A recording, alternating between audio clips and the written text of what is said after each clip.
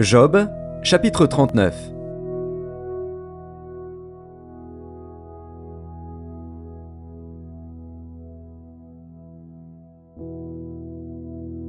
Sais-tu quand les chèvres sauvages font leurs petits? Observes-tu les biches quand elles mettent bas?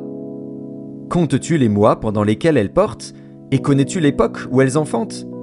Elles se courbent, laissent échapper leur progéniture et sont délivrées de leur douleur. Leurs petits prennent de la vigueur et grandissent en plein air, ils s'éloignent et ne reviennent plus auprès d'elles. Qui met en liberté l'âne sauvage et l'affranchit de tout lien? J'ai fait du désert son habitation, de la terre salée sa demeure. Il se rit du tumulte des villes, il n'entend pas les cris d'un maître. Il parcourt les montagnes pour trouver sa pâture, il est à la recherche de tout ce qui est vert. Le buffle veut-il être à ton service?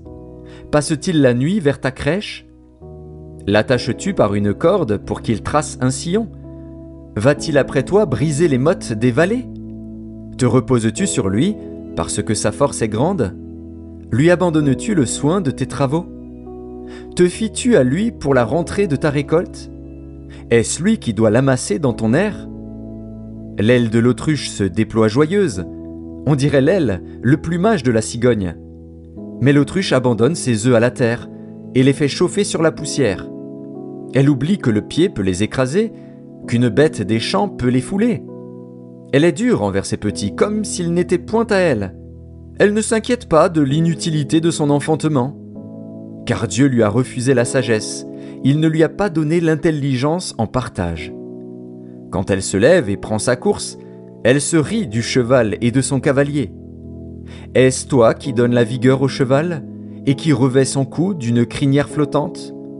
Le fais-tu bondir comme la sauterelle? Son fier hennissement répand la terreur. Il creuse le sol et se réjouit de sa force. Il s'élance au-devant des armes. Il se rit de la crainte. Il n'a pas peur. Il ne recule pas en face de l'épée. Sur lui retentit le carquois, brille la lance et le javelot. Bouillonnant d'ardeur, il dévore la terre. Il ne peut se contenir au bruit de la trompette. Quand la trompette sonne, il dit « En avant !»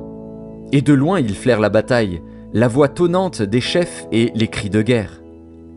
Est-ce par ton intelligence que l'épervier prend son vol et qu'il étend ses ailes vers le midi?